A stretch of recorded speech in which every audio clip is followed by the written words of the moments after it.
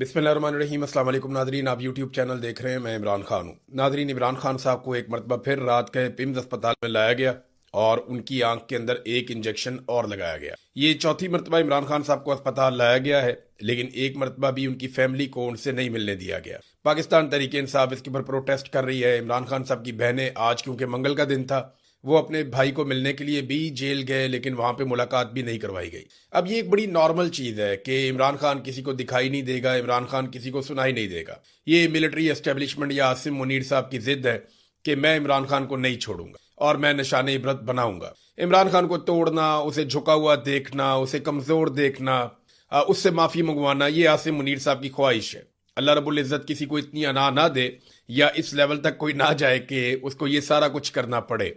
बहरहाल ये वक्त भी गुजर जाएगा।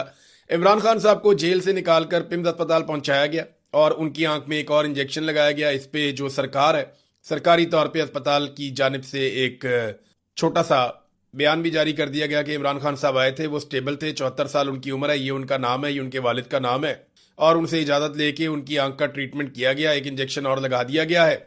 उनको डॉक्यूमेंट दे दिए गए और ये कहा गया कि जनाब अब दोबारा ये चीजें आपने करनी है और दोबारा आप फॉलो अप आपका किया जाएगा। अब 4 मरतबा इमरान खान साहब के इंजेक्शन हो गए। उनकी आंख में कितना फर्क पड़ा, इसके बारे में बताने से पहले मैं आपको बताऊं कि एक जर्नलिस्ट हैं मोहम्मद जरीफ, इन्होंने ये खबर ब्रेक की थी सुबह सुबह। बाद में बैरिस्टर गौहर ने कहा कि जी उनको इन्फॉर्म किया गया, तो बैरिस्टर गौहर को सारा कुछ होने के बाद इन्फॉर्म किया गया, पहले नहीं बताया गया। और इन्फॉर्म भी क्या किया गया, वो एक प्रेस रिलीज जारी कर दी जाती है, वही हर एक को भेज दी जाती है, तो मे भी बैरिस्टर गौहर को वही भेजा गया हो, लेकिन इमरान खान की फैमिली को आगाह नहीं किया गया। ना ही उन्हें इमरान खान साहब के ट्रीटमेंट के दौरान इमरान खान साहब के करीब बैठने की या वहां पे आने की इजाजत दी गई, और ना ही इमरान खान साहब की उनकी फैमिली से मुलाकात की गई। ये जो सहाफी हैं मोहम्मद जरीफ, इन्होंने सुबह के वक्त ये खबर ब्रेक की थी, लेकिन इन्होंने साथ में 3 चीजें बताई हैं इमरान खान साहब की आंख के बारे में और उनकी सेहत के बारे में। अब ये 3 चीजों का इन्होंने दावा किया। इन्होंने कहा जी इमरान खान साहब पहले से कमजोर हैं जब वहां पे उनका मुआयना किया गया। नंबर 2, उनके दांतों में भी तकलीफ है। नंबर 3, उनकी बिनाई मजीद कम हो गई है। यानी पहले इमरान खान साहब की बिनाई दाई आंख से उनको नजर आना बंद हो गया था, वो खत्म हो गई थी। फिर इमरान खान साहब बार बार ये कहते रहे, वो सुप्रिंटेंडेंट ऑफ जेल मान ही नहीं रहा था। आसिम मुनीर साहब को भी पता था, सबको पता था, लेकिन जब ये हो गया कि आंख बिल्कुल खत्म हो गई है तो फिर उनको अस्पताल पहुंचाया गया। जब पहला इंजेक्शन लगा तो 15% इमरान खान साहब की बिनाई वापस आई थी। अब 15% विजन क्या होता है, जरा आप अपने मोबाइल फोन पे गूगल सर्च करके देख लें कि अगर 15% किसी का विजन है तो वो कितना है। वो आप चीज को पहचान भी नहीं पाएंगे, आप बंदे का चेहरा भी नहीं पहचान पाएंगे। तो ये इमरान खान साहब का 15% विजन वापस आया था। अब ये दावा किया जा रहा है कि उनकी आंख की बिनाई मजीद खराब हो गई। ये बड़ा अलार्मिंग है। इससे पहले इमरान खान साहब से जब एक मुलाकात करने का अदालती हुक्म पर मौका मिला बैरिस्टर सलमान सफदर को, तो उन्होंने इमरान खान साहब की बहनों को क्या बताया। इसमें अलीमा खानम जो इमरान खान की बहन है, उन्होंने स्टेटमेंट देते हुए कहा कि सलमान सफदर ने हमें बताया था कि इमरान खान की आंख की हालत मजीद खराब है, और यह भी बताया था कि इमरान खान ने कहा कि तुम मेरे सामने बैठे हो, मैं तुम्हें पहचान नहीं पा रहा, देख नहीं पा रहा। ये इमरान खान साहब की जो दाई आंख है उसकी हालत यहां तक पहुंच गई है। फिर इमरान खान की बहनों ने कहा कि हम 2.5 माह से एक ही मुतालबा कर रहे हैं कि इमरान खान का शिफा इंटरनेशनल अस्पताल से चेकअप करवा दें। अगर आपने इमरान खान के साथ कुछ गलत नहीं किया और कुछ छुपाने की कोशिश नहीं कर रहे तो फैमिली और जाती मुआलिजीन की मौजूदगी में चेकअप करवा दें। माहिरीन कहते हैं कि इमरान खान को कुछ दिया जा सकता है जिसकी वजह से क्लॉटिंग हुई है। इमरान खान एक सेहतमंद आदमी है, वर्जिश करने वाला आदमी है। ऐसे आदमी के साथ इस लेवल का खराबी हो जाना, उनकी क्लॉट्स बनना शुरू हो जाना ब्लड में, ये बहुत गैर मुतवक्के बात है। तो माहिरीन ये कहते हैं कि उन्हें कुछ ना कुछ ऐसा दिया जा रहा है। देखिए, आंख का मसला इमरान खान साहब को हुआ, बुशरा बीबी की आंख की सर्जरी हुई, अब सनम जावेद सेम चीज के ऊपर। सनम जावेद पे बहुत गुस्सा है, पाकिस्तान की एस्टेब्लिशमेंट को बहुत गुस्सा है, मैं जानता हूं। और जिस तरह अहकाम दिए गए थे कि हर हाल में सनम जावेद चाहिए, जो मर्जी कर लो उसको पकड़ के लाना है। फिर अली अमीन की हुकूमत थी वहां पे खैबर पख्तूनख्वा में, सनम जावेद वहां से बाहर निकलती हैं और फिर उसके बाद उनकी मुखबरी होती है और वो वहां से उनको अगवा कर लिया जाता है और अगवा करके उनको पहुंचा दिया जाता है लाहौर में। किसी को कानो कान खबर भी नहीं होती। तो ये सनम जावेद के साथ हुआ, तो उस पर भी बहुत गुस्सा है। उसकी भी एक आंख जो है वो रिपोर्ट हो रही है कि वो ठीक नहीं है। यास्मीन राशिद साहिबा ने रिपोर्ट किया, बताया, उन्होंने कहा जी हमने कहा डॉक्टर से चेक करवाया, उन्होंने कहा डॉक्टर बुध को आएगा। फिर बताया कि डॉक्टर 2 हफ्ते के बाद आएगा, तो 2 हफ्ते के बाद सनम जावेद की आंख चेक करवाएंगे। यानी उनका भी एक ऐसा नुकसान हो रहा है, पता नहीं वो रिकवर होगा या नहीं होगा। बहरहाल ये चीजें अब नॉर्मल हो चुकी हैं। उनकी बहनों को भी नहीं मिलने दिया जा रहा। वो बेचारी दोबारा से मंगल का दिन था, मुलाकात के लिए पहुंची, क्योंकि यहाँ पे आसिम मुनीर साहब का ऑर्डर है और एक जिद है निजाम की कि नहीं मिलने देना, तो नहीं मिलने दिया गया। और पाकिस्तान तहरीक इंसाफ कहाँ खड़ी है, पता नहीं कहाँ खड़ी थी, वहां पे तो इमरान खान की बहनें अकेली खड़ी थी, चंद लोग थे उनके साथ। यानी अडियाला के बाहर जो तादाद है लोगों की वो कम होती जा रही है। इमरान खान की कैद तन्हाई, इमरान खान का बेगुनाह जेल में होना, इमरान खान के ऊपर जाली मुकदमात, इमरान खान को कैद तन्हाई में रखना और किसी से ना मिलने देना, फिर उनकी आंख का खराब हो जाना, फिर उनको इलाज के लिए छुपा के रात के अंधेरे में बाहर लेकर आना, ये सारी चीजों को मौजूदा निजाम ने इतना नॉर्मलाइज नहीं किया जितनी सहूलतकारी पाकिस्तान तहरीक इंसाफ ने कर दी है। पाकिस्तान तहरीक इंसाफ इन चीजों को इतना नॉर्मल ले रही है, इतना नॉर्मल ले रही है जैसे कोई बहुत रूटीन की बात है, मसला ही कोई नहीं है। यानी नवाज शरीफ का मुझे याद है कि छोटा सा कोई मामला हो जाता था ना, कोई झूठ भी बोल देता था डॉक्टर, तो पाकिस्तान के अंदर मीडिया के ऊपर आग लग जाती थी, हर तरफ रोला पड़ जाता था, हर 10 मिनट के बाद एक प्रेस कॉन्फ्रेंस होती थी, हर तरफ लोग निकल आते थे, रोला डाल देते थे। और पाकिस्तान का सबसे मकबूल लीडर यानी इमरान खान के पास मकबूलियत की वो मिराज है इस वक्त पाकिस्तान में, जिसका नवाज शरीफ सारी जिंदगी कभी सोच भी नहीं सकते थे। यानी नवाज शरीफ का ख्वाब, किसी भी लीडर का ख्वाब होता है कि वो इस लेवल का मकबूल हो जाए, तो इमरान खान साहब इतने मकबूल हो गए, लेकिन आज कोई भी उनकी पॉलिटिकल पार्टी में से उनके लिए उठने को तैयार नहीं है। पीटीआई ने सुहेल अफरीदी से शिकवा शुरू कर दिया है। सुहेल अफरीदी वजीर आला खैबर पख्तूनख्वा, पाकिस्तान तहरीक इंसाफ के चेयरमैन इमरान खान साहब जो हैं उन्होंने बनाया था, और ये सोचकर बनाया था कि नौजवान है, निकलेंगे, काम करेंगे, जोर लगाएंगे, स्ट्रीट मूवमेंट बनाएंगे, एक मोमेंटम कायम करेंगे, जो अली अमीन गंडापुर उस वक्त नहीं कर पा रहे थे, लोग उनके बहुत खिलाफ हो गए थे, मायूसी बहुत फैल गई थी। तो अब जो है अहमद खान न्याजी जो इमरान खान साहब के अजीज हैं, रिश्तेदार हैं, उनकी सिक्योरिटी के मामला को देखते थे और इमरान खान के बहुत करीबी भी हैं, इनको कोई लालच वालच नहीं होगा इमरान खान से, इन्होंने कौन सा कोई मिनिस्टर बन जाना है या कोई और काम करने हैं, ये सिर्फ इमरान खान की सिक्योरिटी किया करेंगे, पहले भी वही करते थे, वो रिश्तेदारी के चक्कर में साथ हैं। उन्होंने कहा जी हम 6 महीने से सुहेल अफरीदी से पूछ रहे हैं कि हमें इमरान खान की रिहाई का रोड मैप दे दें, लेकिन उन्होंने इमरान खान को फुटबॉल बना लिया है। सुहेल अफरीदी अचकजई के पास भेज देता है, अचकजई जुनैद अकबर के पास भेज देता है, और वो बैरिस्टर घोर के पास भेज देता है।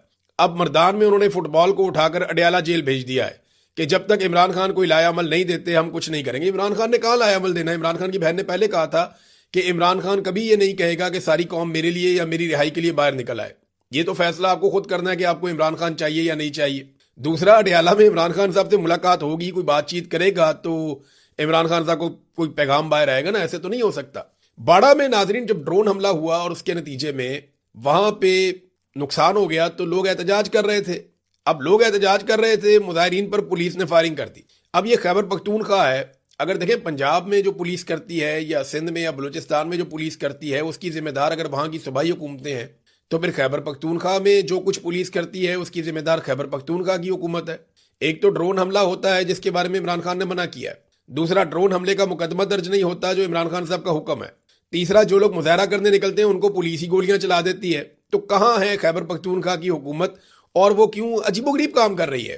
यानी खैबर पख्तूनख्वा की हुकूमत ने हाल ही में उन अफसरान को नवाजा है और जबरदस्त किस्म के ओहदे उनको दिए हैं जिन अफसरान ने पाकिस्तान तहरीक इंसाफ के ऊपर मिलिट्री एस्टेब्लिशमेंट के साथ मिलकर जुल्म और जबर के पहाड़ तोड़े थे, जिन्होंने मुकदमा दर्ज किए, जिन्होंने इलेक्शन चोरी किए, जिन्होंने छापे मारे, गिरफ्तारियां की, उन अफसरान को हाल ही में बहुत नवाजा जा रहा है पाकिस्तान तहरीक इंसाफ की खैबर पख्तूनख्वा हुकूमत की जानिब से। नंबर 1 तो ये बात आप ध्यान में रखें। नंबर 2, बिल्कुल एक खामोशी है, किसी किस्म की कोई एक्टिविटी नहीं। ये कहा गया कि हम नौजवानों की एक बहुत बड़ी तादाद इकट्ठी करेंगे इमरान खान की रिहाई के लिए, वो मामला भी जो है वो कहीं गायब हो गया, समझ ही नहीं आई वो किधर गए नौजवान सारे। तो सुहेल अफरीदी ने इस मामले का नोटिस तो लिया है, लेकिन उन्हें बताना चाहिए कि क्या सूबाई इदारे उनसे ताउन कर रहे हैं या नहीं कर रहे, पुलिस उनकी बात मान रही है या नहीं मान रही। क्योंकि अली अमीन गंडापुर ने भी अपनी गलतियों का आगाज इसी बात से किया था कि ब्यूरोक्रेसी उनकी बात नहीं सुनती थी और वो ये साबित करने की कोशिश करते थे कि सब कुछ मेरे कंट्रोल में है। यानी वो सच नहीं बोल रहे थे, सच से भाग रहे थे। अब सुहेल अफरीदी साहब के साथ अगर ये मामला है और वो नहीं कंट्रोल कर पा रहे ब्यूरोक्रेसी को, पुलिस उनकी बात नहीं सुन रही, तो उन्हें खुलकर बताना चाहिए कि ये कहीं और से कंट्रोल हो रहे हैं, हमारे पास जो सूबाई खुद मुख्तारी है उसके ऊपर हमला किया जा रहा है। ये बात उन्हें बतानी चाहिए, तो पीपल्स पार्टी मादी में बताती रही है, तो इनको बताने में क्या प्रॉब्लम है। नाज़रीन, एस्टेब्लिशमेंट ने इस्लामाबाद में 3 शानदार जजेस से जान छुड़वा ली है बिलाखिर। लेकिन जिन जजेस ने खत लिखा था उन सबको निशाने इबरत तो बनाना था, तो कुछ जजेस चले गए, कुछ जजेस रह गए, एक आधे को किसी को सुप्रीम कोर्ट में भेज दिया, किसी को इधर कर दिया, किसी को उधर कर दिया। तो करते कराते जिन जजेस से प्रॉब्लम था उनमें से 2 के नाम तो चले वापस ले लिए गए, 3 जजेस खत लिखने वाले उन्हें ट्रांसफर कर दिया गया है। मोहसिन अख्तर कियानी को लाहौर भिजवा दिया गया, जस्टिस मोहसिन अख्तर कियानी शानदार जज है। जस्टिस बाबर सत्तार, इन्हें पेशावर भिजवा दिया गया।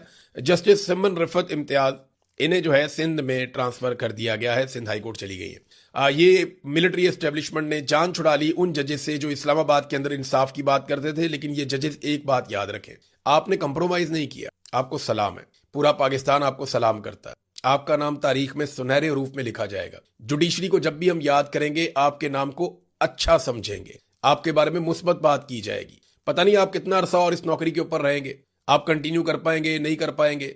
हो सकता है कभी आपके दौर में अच्छा वक्त आ जाए, हो सकता है कि ये इसी तरह चलता रहे और अदालत मजीद गिरावट का शिकार होती रहे। लेकिन आपने अपने हिस्से का काम किया क्योंकि आपने कंप्रोमाइज नहीं किया। मैं जानता हूं जजेस के सामने कंप्रोमाइज करने के लिए बहुत सारी चीजें रखी गई, बार बार रखी गई, लेकिन ये वो जजेस हैं जो सितारों की मानंद है। ये वो जजेस हैं, नए जजेस को इनसे सीखना चाहिए, इनको फॉलो करना चाहिए कि अगर आप ना झुके तो आपको कोई झुका नहीं सकता। अगर आप कानून और आइन के मुताबिक खड़े हो जाएं तो आपको कोई शिकस्त नहीं दे सकता। ये जजेस हारे नहीं हैं, धकेल दिए गए हैं क्योंकि इन्होंने हार नहीं मानी। तो शानदार जजेस हैं, सलाम है इनकी एफर्ट को, और जो कुछ इस हुकूमत ने किया वो तो इनको करना ही था। नाज़रीन, पीआईए जो है वो पूरी की पूरी बिक गई है। अब वो एक निजी कंपनी है, इसका पाकिस्तान की रियासत से कोई ताल्लुक नहीं है। हमारी रियासत का इसके ऊपर से मुकम्मल कंट्रोल खत्म हो गया है। जो 25% बाकी रह गई थी उसके लिए भी 45 अरब रुपए की बैंक गारंटी जमा करवा दी गई है। यूं औने पौने पाकिस्तान के एक बड़े असासे को बेच दिया गया और फौजी फाउंडेशन इसमें एक बहुत बड़ा शराकतदार है। आरिफ हबीब एक शराकतदार है, एक दो और लोग भी हैं। लेकिन असल में तो आपको पता है ना मामला क्या है, किसने किसको नवाजा और कैसे नवाजा, ये हम सब जानते हैं। तो एक शानदार एयरलाइन जिसके रूट्स की कीमत इससे ज्यादा होनी चाहिए थी, जिसके तैयारों की कीमत इससे बहुत ज्यादा है, जिसके स्पेयर पार्ट जो पड़े हुए हैं वो भी उस मालियत से ज्यादा के हैं जितने पैसों में इसको बेच दिया गया था। तो ओने पोने पाकिस्तान की एक शानदार एयरलाइन, पहले उसको तबाह किया गया, बर्बाद किया गया और फिर उसको ओने पोने ऐसे बेचा गया कि जो उसकी असल कीमत है उसका भी चंद फीसद भी वसूल नहीं किया गया। तो ये पाकिस्तान के इदारों को इस तरीके से तबाह किया जाता है और बेच दिया जाता है। आदादो शुमार के मुताबिक खित्ते की जो सबसे महंगी तरीन बिजली है वो पाकिस्तानी खरीद रहे हैं। हमारा मुकाबला भारत के साथ होता है ना नॉर्मली, तो भारत में तो कई इलाकों में या कई जो भारत की रियासतें हैं, जो एरियाज हैं, जैसे कि दिल्ली है, यहां पे 200 यूनिट तक तो वो बिल ही नहीं लेते। यानी अगर कोई 200 यूनिट तक की बिजली इस्तेमाल करता है उससे बिल लेते ही नहीं है। और भारतीय लोगों की आमदन पाकिस्तान के लोगों की आमदन से बेहतर है। यानी वहां जो लोगों की कमाई है, सालाना कमाई एवरेज, वो पाकिस्तानियों से ज्यादा है। हालांकि उनकी आबादी बहुत बड़ी है, लेकिन इसके बावजूद वो पाकिस्तानियों से सस्ती बिजली लेते हैं। वहां जो घरेलू सार्फिन है उनको बिजली बहुत कम कीमत में मिल रही है, जबकि पाकिस्तान में बहुत ज्यादा कीमत में मिल रही है। लोड शेडिंग जैसे पाकिस्तान में हो रही है वैसे तो भारत में भी नहीं हो रही है। और भारत के अंदर इस वक्त कोई बहुत बड़ा बुहरान भी नहीं है। हालांकि पाकिस्तान के ईरान से भी ताल्लुकात हैं, अमेरिका से भी ताल्लुकात हैं। पाकिस्तान की बंदरगाहों के ऊपर पाकिस्तानी वुज़रा के मुताबिक गैस और पेट्रोल के जो टैंकर्स हैं ना, उनकी मंडी लगी हुई है। हमारे अपने वजीर ने कहा कि लाइनें लगी हुई हैं जनाब यहाँ पे गैस की और पेट्रोल की पाकिस्तानी बंदरगाह के ऊपर। लेकिन हमारे यहाँ लोड शेडिंग भी है, पेट्रोल भी महंगा है। इंडिया में ये सारा कुछ नहीं है। तो असल मसला जो है ना वो आईपीपीएस का है। इसके ऊपर एक अलग से वीडियो करूंगा, मैं बहुत सारी तफसीलात आपके सामने रखूंगा। इस पे मैं काम कर रहा हूं कि किस तरीके से आईपीपीएस ने पाकिस्तानियों को नचोड़ दिया है। नाज़रीन, अब जरा बैन अल-अक़वामी खबरों पे आ जाए। ईरानी तजावीज़ जो ईरान ने दी हैं अमेरिका को कि इन चीज़ों को इस तरीके से हल कर लेते हैं, और ये कहा कि जो जौहरी मनसूबा है हमारा या जो एटमी हमारा प्लान है उसके ऊपर बाद में डिस्कस कर लेते हैं और इसको डिस्कशन में डाल देते हैं, आलमी इदारे भी साथ में आ जाएंगे। लेकिन आबने हुर्मुज़ को खोल देते हैं और अमेरिका भी नाकाबंदी खत्म कर दे। तो इस पे बड़ा ठंडा रद्देमल दिया है डोनाल्ड ट्रंप ने, कोई खास इस पे तवज्जो दी नहीं। ईरानी तजावीज़ के ऊपर तवक्को की जा रही थी कि ट्रंप एक मुस्बत रद्देमल देगा और वो इसको खोलने की कोशिश करेगा, तो वो मुस्बत रद्देमल नहीं आया। अब ईरान ने पाकिस्तान के जरिए तजावीज़ पहुंचाई थी, लेकिन पाकिस्तान को अभी तक कोई ग्रीन सिग्नल अमेरिका की जानिब से नहीं मिला है। अच्छा, ईरान का मौक़िफ़ ये है कि अगर आपने करनी है ना बातचीत, तो यूरेनियम के ऊपर आप हमारा हक पहले तस्लीम करें और उसके बाद देखें अगर तामीरी मकासद के लिए कोई मनसूबाबंदी की जाती है, जौहरी तनसीबात लगाई जाती हैं, तो वो तो कबूल की जानी चाहिए। लेकिन ये एक लंबा प्रोसीजर है। फौरी तौर पे अगर कोई जंगबंदी करनी है, कोई मुज़ाकरात करने हैं, तो आपने हुर्मुज़ के ऊपर कर देते हैं। लेकिन अमेरिका ने बड़ा ठंडा रद्देमल दिया है। आज की इतला ये है कि बहुत सारे जहाज आपने हुर्मुज़ में से गुजरे हैं और एक रशियन जहाज जो बड़ा लग्जरी बड़ा तगड़ा जहाज है, बहुत बड़ा, वो अमरीकी नाकाबंदी में से गुजर गया। उसको किसी ने छेड़ा भी नहीं, रोका भी नहीं।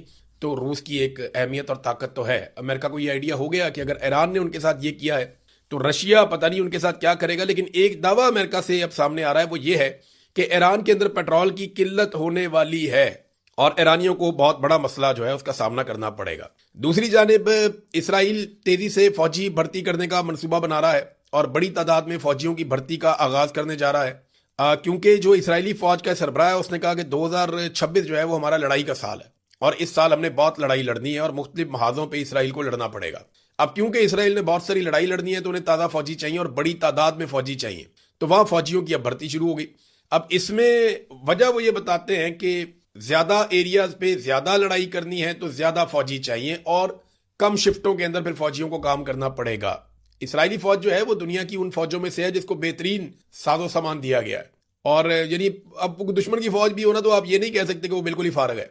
जो क्वालिटी दुश्मन की फौज में उसको भी तस्लीम किया जाना चाहिए था। मुनज़्ज़म फौज है, बेहतरीन हथियार है उनके पास, बहुत जबरदस्त ट्रेनिंग है इसराइली फौज के पास और उनकी ये कैपेसिटी है, कैपेबिलिटी है कि वो बहुत भारी हमले कर सकते हैं। वो छोटा सा मुल्क है लेकिन उसके पीछे अमेरिका की बहुत बड़ी सपोर्ट भी है, ये उनकी एक पॉलिटिकल कामयाबी है।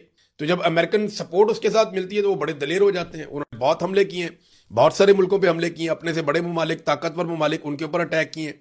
और ये भी एक हकीकत है, अगर आज अमेरिका पीछे हट जाए तो इसराइली फौज जो है वो चंद दिन भी खड़ी नहीं रह सकती अपने ईरान के मुकाबले में या अरब ममालिक के मुकाबले में, वो नहीं खड़े रह पाएंगे। बहरहाल वो अपनी फौजियों की तादाद बढ़ा रहे हैं और ऐसा लगता है कि उनके दिमाग में अभी भी लड़ाई चल रही है। डोनाल्ड ट्रंप को जो है वो आने वाले इलेक्शन में पहले से ही शिकस्त नजर आना शुरू हो गई है। कैसे, ये जरा आप डोनाल्ड ट्रंप का स्टेटमेंट देखें। डोनाल्ड ट्रंप ने अपने ट्रुथ सोशल मीडिया पे जो स्टेटमेंट दिया है उसमें उन्होंने धांधली का रोना रोना शुरू कर दिया। हालांकि अभी तो कोई बात हुई नहीं, अभी तो मामला शुरू ही नहीं हुआ। तो डोनाल्ड ट्रंप को लगता है कि 2020 में उनके साथ धांधली हुई तो इस वजह से अभी से उन्होंने रोला डाल दिया है और उन्हें यह नजर आ रहा है कि जो मिड टर्म इलेक्शन है उनमें डोनाल्ड ट्रंप के साथ क्या होने जा रहा है। उन्होंने कहा America election are rigged, stolen and laughing stock all over the world, कि अमेरिका के इलेक्शन धांधली हुई, चोरी किए गए और पूरी दुनिया में मजाक उड़ा। और पाकिस्तान में जिस फील्ड मार्शल को और वजीर आजम को वो पसंद करते हैं वो तो पूरा का पूरा इलेक्शन ही चोरी करके आए हुए हैं। डोनाल्ड ट्रंप अपने लिए कुछ और पसंद करता है और दुनिया के लिए कुछ और पसंद करता है। ये मुनाफकत नहीं है तो और क्या है। डोनाल्ड ट्रंप को सोचना चाहिए कि जिनको वो पाकिस्तान में सपोर्ट कर रहा है वो तो 17 सीटों वाले हैं और फार्म 47 वाले हैं। उसने कहा जी कि हम या तो इसको ठीक करेंगे, ये बड़ी सख्त बात की। उसने कहा जी we are either going to fix them और we would not have a country any way any longer, कि या तो हमारा मुल्क ही नहीं रहेगा या हम इसको ठीक करेंगे। मैं तमाम रिपब्लिकन्स को ये कह रहा हूं जो उसकी अपनी पार्टी है कि save America act, all voter must show voter ID, यानी जो भी वोटर आएगा वो वोटर आईडी अपनी शो करेगा और तमाम वोटर्स को अपनी सिटीजनशिप का प्रूफ देना पड़ेगा वोट देने के लिए। और जो मेल बैलेट्स हैं, यानी जो लोग वहां मौजूद नहीं होते वो मेल के जरिए अपना वोट डाल देते हैं, वो अब खत्म कर दिया जाए, सवाए ऐसे लोगों के जो माजूर हैं या ऐसे लोगों के जो फौज में हैं या ऐसे लोगों के जो ट्रेवल कर रहे हैं। तो डोनाल्ड ट्रंप अब पहले से ही रोला डालना शुरू हो गए हैं कि धांधली धांधली धांधली, क्योंकि उन्हें नजर आ रहा है कि मिड टर्म इलेक्शन में डोनाल्ड ट्रंप के साथ क्या होना है। और डोनाल्ड ट्रंप ने खुद भी कहा है, थोड़ा अर्सा पहले कहा कि मिड टर्म इलेक्शन होने नहीं चाहिए, ये क्या मजाक है, ये क्यों होते हैं। फिर डोनाल्ड ट्रंप ने यह भी कहा कि अगर मिड टर्म इलेक्शन में मैं हार गया तो मुझे मुआखजे का सामना करना पड़ेगा, मुझे इंपीच करेंगे। तो उनको अपना मुस्तकबिल नजर आ रहा है। डोनाल्ड ट्रंप को पता है कि उनके साथ क्या होने जा रहा है। अब पाकिस्तान की मिलिट्री एस्टेब्लिशमेंट को फौरी तौर पे फैसला करना है कि डोनाल्ड ट्रंप के जाने के बाद उन्होंने किसके साथ अपने ताल्लुकात पहले से बनाकर और बेहतर बनाकर रखने हैं। अब तक के लिए इतने ही, अपना ख्याल रखिएगा, अपने इस चैनल का भी। अल्लाह हाफिज़।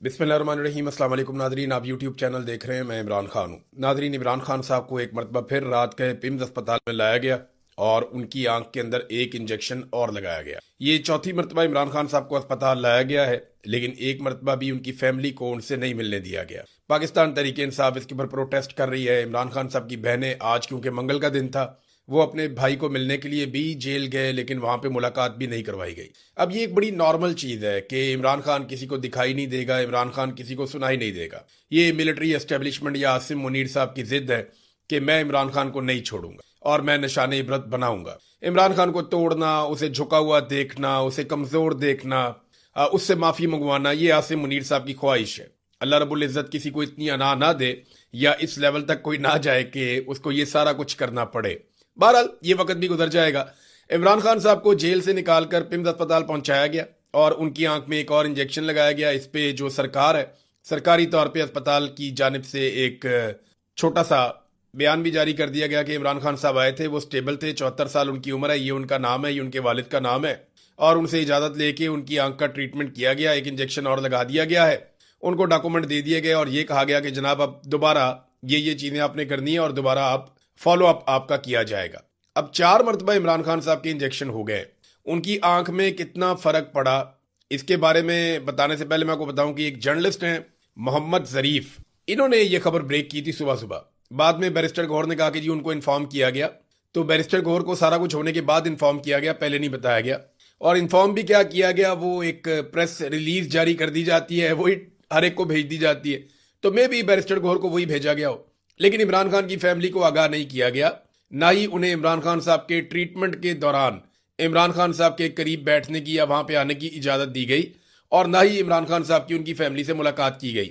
ये जो सहाफी हैं मोहम्मद जरीफ, इन्होंने सुबह के वक्त ये खबर ब्रेक की थी, लेकिन इन्होंने साथ में 3 चीजें बताई हैं इमरान खान साहब की आंख के बारे में और उनकी सेहत के बारे में। अब ये 3 चीजों का इन्होंने दावा किया। इन्होंने कहा जी इमरान खान साहब पहले से कमजोर हैं जब वहां पे उनका मुआयना किया गया। नंबर 2, उनके दांतों में भी तकलीफ है।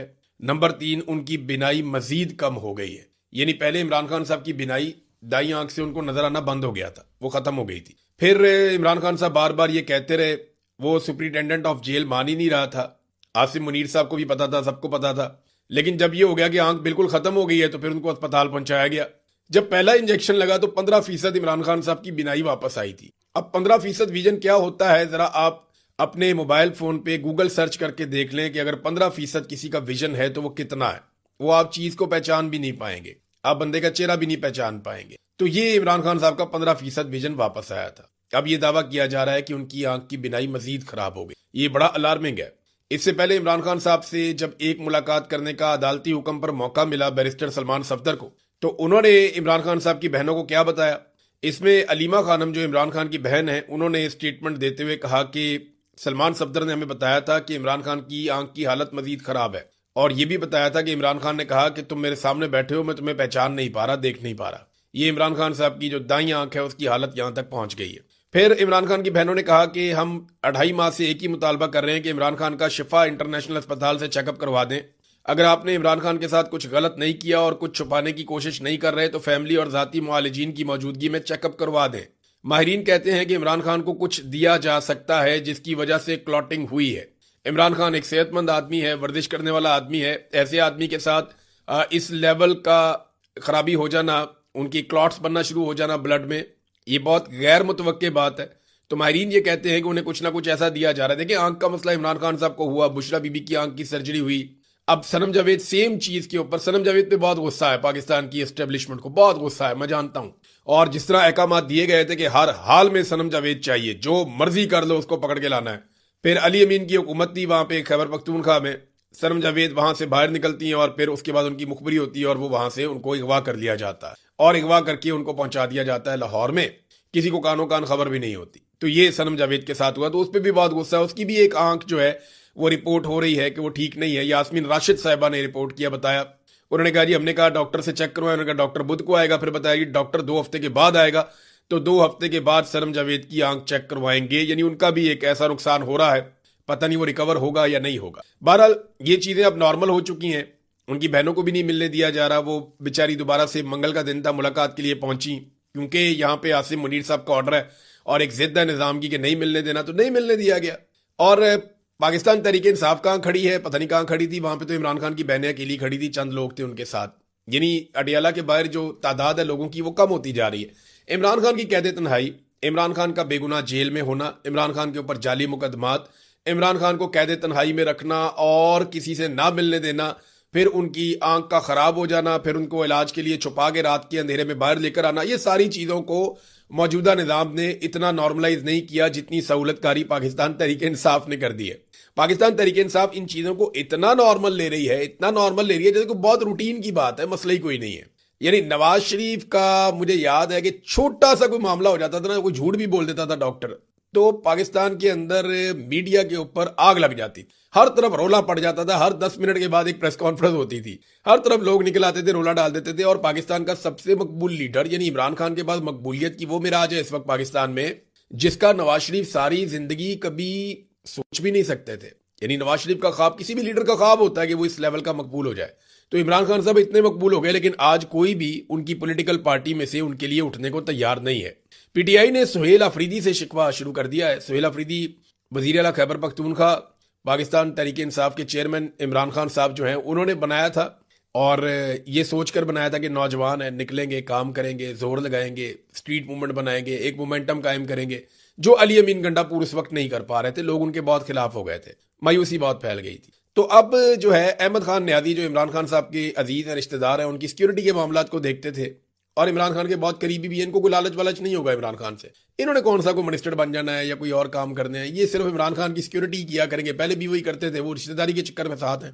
उन्होंने कहा जी हम 6 महीने से सुहेल अफरीदी से पूछ रहे हैं कि हमें इमरान खान की रिहाई का रोड मैप दे दें, लेकिन उन्होंने इमरान खान को फुटबॉल बना लिया है। सुहेल अफरीदी अचकजई के पास भेज देता है, अचकजई जुनेद अकबर के पास भेज देता है, और वो बैरिस्टर घोर के पास भेज देता है। अब मर्दान में उन्होंने फुटबॉल को उठाकर अडियाला जेल भेज दिया है कि जब तक इमरान खान कोई लाया अमल नहीं देते हम कुछ नहीं करेंगे। इमरान खान ने कहा लाया अमल देना है? इमरान खान की बहन ने पहले कहा था कि इमरान खान कभी ये नहीं कहेगा कि सारी कौम मेरे लिए या मेरी रिहाई के लिए बाहर निकल आए। ये तो फैसला आपको खुद करना है कि आपको इमरान खान चाहिए या नहीं चाहिए। दूसरा, अडियाला में इमरान खान साहब से मुलाकात होगी, कोई बातचीत करेगा तो इमरान खान साहब को कोई पैगाम बाहर आएगा ना, ऐसे तो नहीं हो सकता। बाड़ा में नाजरीन जब ड्रोन हमला हुआ और उसके नतीजे में वहां पे नुकसान हो गया तो लोग एहतजाज कर रहे थे। अब लोग एहतजाज कर रहे थे, मुजाहिरीन पर पुलिस ने फायरिंग कर दी।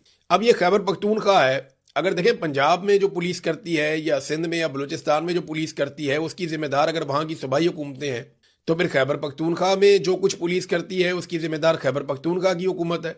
एक तो ड्रोन हमला होता है जिसके बारे में इमरान खान ने मना किया है। दूसरा, ड्रोन हमले का मुकदमा दर्ज नहीं होता जो इमरान खान साहब का हुक्म है। तीसरा, जो लोग मुजाहरा करने निकलते हैं उनको पुलिस ही गोलियां चला देती है। तो कहां है खैबर पख्तूनख्वा की हुकूमत और वो क्यों अजीबोगरीब काम कर रही है? यानी खैबर पख्तूनख्वा की हुकूमत ने हाल ही में उन अफसरान को नवाजा है और जबरदस्त किस्म के ओहदे उनको दिए हैं जिन अफसरान ने पाकिस्तान तहरीक इंसाफ के ऊपर मिलिट्री एस्टेब्लिशमेंट के साथ मिलकर जुल्म और जबर के पहाड़ तोड़े थे, जिन्होंने मुकदमा दर्ज किए, जिन्होंने इलेक्शन चोरी किए, जिन्होंने छापे मारे, गिरफ्तारियां की। उन अफसरान को हाल ही में बहुत नवाजा जा रहा है पाकिस्तान तहरीक इंसाफ की खैबर पख्तूनख्वा हुकूमत की जानिब से। नंबर 1 तो ये बात आप ध्यान में रखें। नंबर 2, बिल्कुल एक खामोशी है, किसी किस्म की कोई एक्टिविटी नहीं। ये कहा गया कि हम नौजवानों की एक बहुत बड़ी तादाद इकट्ठी करेंगे इमरान खान की रिहाई के लिए, वो मामला भी जो है वो कहीं गायब हो गया, समझ ही नहीं आई वो किधर गए नौजवान सारे। तो सुहेल अफरीदी ने इस मामले का नोटिस तो लिया है, लेकिन उन्हें बताना चाहिए कि क्या सूबाई इदारे उनसे ताउन कर रहे हैं या नहीं कर रहे, पुलिस उनकी बात मान रही है या नहीं मान रही। क्योंकि अली अमीन गंडापुर ने भी अपनी गलतियों का आगाज इसी बात से किया था कि ब्यूरोक्रेसी उनकी बात नहीं सुनती थी और वो ये साबित करने की कोशिश करते थे कि सब कुछ मेरे कंट्रोल में है। यानी वो सच नहीं बोल रहे थे, सच से भाग रहे थे। अब सुहेल अफरीदी साहब के साथ अगर ये मामला है और वो नहीं कंट्रोल कर पा रहे ब्यूरोक्रेसी को, पुलिस उनकी बात नहीं सुन रही, तो उन्हें खुलकर बताना चाहिए कि ये कहीं और से कंट्रोल हो रहे हैं। हमारे पास जो सूबाई खुद मुख्तारी है उसके ऊपर हमला किया जा रहा है, ये बात उन्हें बतानी चाहिए। तो पीपल्स पार्टी माजी में बताती रही है, तो इनको बताने में क्या प्रॉब्लम है? नाज़रीन, एस्टेब्लिशमेंट ने इस्लामाबाद में 3 शानदार जजेस से जान छुड़वा ली है बिलाखिर। लेकिन जिन जजेस ने खत लिखा था उन सबको निशाने इबरत तो बनाना था, तो कुछ जजेस चले गए, कुछ जजेस रह गए। एक आधे को किसी को सुप्रीम कोर्ट में भेज दिया, किसी को इधर कर दिया, किसी को उधर कर दिया। तो वो करते कराते जिन जजेस से प्रॉब्लम था उनमें से 2 के नाम तो चले वापस ले लिए गए। 3 जजेस खत लिखने वाले उन्हें ट्रांसफर कर दिया गया है। मोहसिन अख्तर कियानी को लाहौर भिजवा दिया गया, जस्टिस मोहसिन अख्तर कियानी शानदार जज है। जस्टिस बाबर सत्तार, इन्हें पेशावर भिजवा दिया गया। जस्टिस सिमन रिफत इम्तियाज, इन्हें जो है सिंध में ट्रांसफर कर दिया गया है, सिंध हाईकोर्ट चली गई है। ये मिलिट्री एस्टेब्लिशमेंट ने जान छुड़ा ली उन जजेस से जो इस्लामाबाद के अंदर इंसाफ की बात करते थे। लेकिन ये जजेस एक बात याद रखें, आपने कंप्रोमाइज नहीं किया, आपको सलाम है, पूरा पाकिस्तान आपको सलाम करता है, आपका नाम तारीख में सुनहरे रूप में लिखा जाएगा। जुडिशरी को जब भी हम याद करेंगे आपके नाम को अच्छा समझेंगे, आपके बारे में मुस्बत बात की जाएगी। पता नहीं आप कितना अरसा और इस नौकरी के ऊपर रहेंगे, आप कंटिन्यू कर पाएंगे नहीं कर पाएंगे। हो सकता है कभी आपके दौर में अच्छा वक्त आ जाए, हो सकता है कि ये इसी तरह चलता रहे और अदालत मजीद गिरावट का शिकार होती रहे, लेकिन आपने अपने हिस्से का काम किया क्योंकि आपने कंप्रोमाइज नहीं किया। मैं जानता हूं जजेस के सामने कंप्रोमाइज करने के लिए बहुत सारी चीजें रखी गई, बार बार रखी गई, लेकिन ये वो जजेस हैं जो सितारों की मानंद है। ये वो जजेस हैं, नए जजेस को इनसे सीखना चाहिए, इनको फॉलो करना चाहिए कि अगर आप ना झुके तो आपको कोई झुका नहीं सकता। अगर आप कानून और आइन के मुताबिक खड़े हो जाएं तो आपको कोई शिकस्त नहीं दे सकता। ये जजेस हारे नहीं हैं, धकेल दिए गए हैं क्योंकि इन्होंने हार नहीं मानी। तो शानदार जजेस हैं, सलाम है इनकी एफर्ट को, और जो कुछ इस हुकूमत ने किया वो तो इनको करना ही था। नाज़रीन, पीआईए जो है वो पूरी की पूरी बिक गई है। अब वो एक निजी कंपनी है, इसका पाकिस्तान की रियासत से कोई ताल्लुक नहीं है। हमारी रियासत का इसके ऊपर से मुकम्मल कंट्रोल खत्म हो गया है। जो 25% बाकी रह गई थी उसके लिए भी 45 अरब रुपए की बैंक गारंटी जमा करवा दी गई है। यूं ओने पोने पाकिस्तान के एक बड़े असासे को बेच दिया गया, और फौजी फाउंडेशन इसमें एक बहुत बड़ा शराकतदार है। आरिफ हबीब एक शराकतदार है, एक दो और लोग भी हैं, लेकिन असल में तो आपको पता है ना मामला क्या है, किसने किसको नवाजा और कैसे नवाजा ये हम सब जानते हैं। तो एक शानदार एयरलाइन जिसके रूट्स की कीमत इससे ज्यादा होनी चाहिए थी, जिसके तैयारों की कीमत इससे बहुत ज्यादा है, जिसके स्पेयर पार्ट जो पड़े हुए हैं वो भी उस मालियत से ज्यादा के हैं जितने पैसों में इसको बेच दिया गया था। तो ओने पोने पाकिस्तान की एक शानदार एयरलाइन, पहले उसको तबाह किया गया, बर्बाद किया गया, और फिर उसको ओने पोने ऐसे बेचा गया कि जो उसकी असल कीमत है उसका भी चंद फीसद भी वसूल नहीं किया गया। तो ये पाकिस्तान के इदारों को इस तरीके से तबाह किया जाता है और बेच दिया जाता है। आदादोशुमार के मुताबिक खित्ते की जो सबसे महंगी तरीन बिजली है वो पाकिस्तानी खरीद रहे हैं। हमारा मुकाबला भारत के साथ होता है ना नॉर्मली, तो भारत में तो कई इलाकों में या कई जो भारत की रियासतें हैं, जो एरियाज हैं, जैसे कि दिल्ली है, यहाँ पे 200 यूनिट तक तो वो बिल ही नहीं लेते। यानी अगर कोई 200 यूनिट तक की बिजली इस्तेमाल करता है उससे बिल लेते ही नहीं है। और भारतीय लोगों की आमदन पाकिस्तान के लोगों की आमदन से बेहतर है। यानी वहां जो लोगों के कमाई है, सालाना कमाई एवरेज, वो पाकिस्तानियों से ज्यादा है। हालांकि उनकी आबादी बहुत बड़ी है, लेकिन इसके बावजूद वो पाकिस्तानियों से सस्ती बिजली लेते हैं। वहां जो घरेलू सार्फिन है उनको बिजली बहुत कम कीमत में मिल रही है, जबकि पाकिस्तान में बहुत ज्यादा कीमत में मिल रही है। लोड शेडिंग जैसे पाकिस्तान में हो रही है वैसे तो भारत में भी नहीं हो रही है, और भारत के अंदर इस वक्त कोई बहुत बड़ा बहरान भी नहीं है। हालांकि पाकिस्तान के ईरान से भी ताल्लुकात हैं, अमेरिका से भी ताल्लुकात हैं। पाकिस्तान की बंदरगाहों के ऊपर पाकिस्तानी वुज़रा के मुताबिक गैस और पेट्रोल के जो टैंकर्स हैं ना, उनकी मंडी लगी हुई है। हमारे अपने वजीर ने कहा कि लाइनें लगी हुई हैं जनाब यहाँ पे गैस की और पेट्रोल की पाकिस्तानी बंदरगाह के ऊपर। लेकिन हमारे यहाँ लोड शेडिंग भी है, पेट्रोल भी महंगा है। इंडिया में ये सारा कुछ नहीं है। तो असल मसला जो है ना वो आईपीपीज का है। इसके ऊपर एक अलग से वीडियो करूंगा, मैं बहुत सारी तफसीलात आपके सामने रखूंगा। इस पे मैं काम कर रहा हूं कि किस तरीके से आईपीपीज ने पाकिस्तानियों को नचोड़ दिया है। नाज़रीन, अब जरा बैन अल-अक़वामी खबरों पे आ जाए। ईरानी तजावीज़ जो ईरान ने दी हैं अमेरिका को कि इन चीज़ों को इस तरीके से हल कर लेते हैं, और ये कहा कि जो जौहरी मनसूबा है हमारा या जो एटमी हमारा प्लान है उसके ऊपर बाद में डिस्कस कर लेते हैं और इसको डिस्कशन में डाल देते हैं, आलमी इदारे भी साथ में आ जाएंगे, लेकिन आबने हुर्मुज़ को खोल देते हैं और अमेरिका भी नाकाबंदी खत्म कर दे। तो इस पे बड़ा ठंडा रद्देमल दिया है डोनाल्ड ट्रंप ने, कोई खास इस पे तवज्जो दी नहीं। ईरानी तजावीज़ के ऊपर तवक्को की जा रही थी कि ट्रंप एक मुस्बत रद्देमल देगा और वो इसको खोलने की कोशिश करेगा, तो वो मुस्बत रद्देमल नहीं आया। अब ईरान ने पाकिस्तान के जरिए तजावीज़ पहुंचाई थी, लेकिन पाकिस्तान को अभी तक कोई ग्रीन सिग्नल अमेरिका की जानिब से नहीं मिला है। अच्छा, ईरान का मौक़िफ़ ये है कि अगर आपने करनी है ना बातचीत, तो यूरेनियम के ऊपर आप हमारा हक पहले तस्लीम करें और उसके बाद देखें अगर तामीरी मकासद के लिए कोई मनसूबाबंदी की जाती है, जौहरी तनसीबात लगाई जाती हैं, तो वो तो कबूल की जानी चाहिए। लेकिन ये एक लंबा प्रोसीजर है। फौरी तौर पे अगर कोई जंगबंदी करनी है, कोई मुज़ाकरात करने हैं, तो आपने हुर्मुज़ के ऊपर कर देते हैं। लेकिन अमेरिका ने बड़ा ठंडा रद्देमल दिया है। आज की इतला ये है कि बहुत सारे जहाज आपने हुर्मुज़ में से गुजरे हैं, और एक रशियन जहाज जो बड़ा लग्जरी बड़ा तगड़ा जहाज है, बहुत बड़ा, वो अमरीकी नाकाबंदी में से गुजर गया। उसको किसी ने छेड़ा भी नहीं, रोका भी नहीं। तो रूस की एक अहमियत और ताकत तो है। अमेरिका को ये आइडिया हो गया कि अगर ईरान ने उनके साथ ये किया है तो रशिया पता नहीं उनके साथ क्या करेगा। लेकिन एक दावा अमेरिका से अब सामने आ रहा है, वो ये है कि ईरान के अंदर पेट्रोल की किल्लत होने वाली है और ईरानियों को बहुत बड़ा मसला जो है उसका सामना करना पड़ेगा। दूसरी जानिब इसराइल तेजी से फौजी भर्ती करने का मंसूबा बना रहा है और बड़ी तादाद में फौजियों की भर्ती का आगाज करने जा रहा है, क्योंकि जो इसराइली फौज का सरबराह है उसने कहा कि 2026 जो है वो हमारा लड़ाई का साल है और इस साल हमने बहुत लड़ाई लड़नी है और मुख्तलिफ महाजों पर इसराइल को लड़ना पड़ेगा। अब क्योंकि इसराइल ने बहुत सारी लड़ाई लड़नी है तो उन्हें ताज़ा फौजी चाहिए और बड़ी तादाद में फौजी चाहिए, तो वहां फौजियों की अब भर्ती शुरू हो गई। अब इसमें वजह वो ये बताते हैं कि ज्यादा एरियाज पे ज्यादा लड़ाई करनी है तो ज्यादा फौजी चाहिए और कम शिफ्टों के अंदर फिर फौजियों को काम करना पड़ेगा। इसराइली फौज जो है वो दुनिया की उन फौजों में से है जिसको बेहतरीन साजो सामान दिया गया है और यानी अब दुश्मन की फौज भी हो ना तो आप ये नहीं कह सकते कि वो बिल्कुल ही फारग है। जो क्वालिटी दुश्मन की फौज में है उसको भी तस्लीम किया जाना चाहिए था। मुनज़्ज़म फौज है, बेहतरीन हथियार है उनके पास, बहुत जबरदस्त ट्रेनिंग है इसराइली फौज के पास और उनकी ये कैपेसिटी है, कैपेबिलिटी है कि वो बहुत भारी हमले कर सकते हैं। वो छोटा सा मुल्क है लेकिन उसके पीछे अमेरिका की बहुत बड़ी सपोर्ट भी है, ये उनकी एक पॉलिटिकल कामयाबी है। तो जब अमेरिकन सपोर्ट उसके साथ मिलती है तो वो बड़े दलेर हो जाते हैं। उन्होंने बहुत हमले किए हैं, बहुत सारे मुल्कों पे हमले किए, अपने से बड़े ममालिक, ताकतवर ममालिक, उनके ऊपर अटैक किए। और ये भी एक हकीकत है, अगर आज अमेरिका पीछे हट जाए तो इसराइली फौज जो है वो चंद दिन भी खड़ी नहीं रह सकती अपने ईरान के मुकाबले में या अरब ममालिक के मुकाबले में, वो नहीं खड़े रह पाएंगे। बहरहाल वो अपनी फौजियों की तादाद बढ़ा रहे हैं और ऐसा लगता है कि उनके दिमाग में अभी भी लड़ाई चल रही है। डोनाल्ड ट्रंप को जो है वो आने वाले इलेक्शन में पहले से ही शिकस्त नजर आना शुरू हो गई है। कैसे, ये जरा आप डोनाल्ड ट्रंप का स्टेटमेंट देखें। डोनाल्ड ट्रंप ने अपने ट्रुथ सोशल मीडिया पे जो स्टेटमेंट दिया है उसमें उन्होंने धांधली का रोना रोना शुरू कर दिया। हालांकि अभी तो कोई बात हुई नहीं, अभी तो मामला शुरू ही नहीं हुआ। तो डोनाल्ड ट्रंप को लगता है कि 2020 में उनके साथ धांधली हुई तो इस वजह से अभी से उन्होंने रोला डाल दिया है और उन्हें यह नजर आ रहा है कि जो मिड टर्म इलेक्शन है उनमें डोनाल्ड ट्रंप के साथ क्या होने जा रहा है।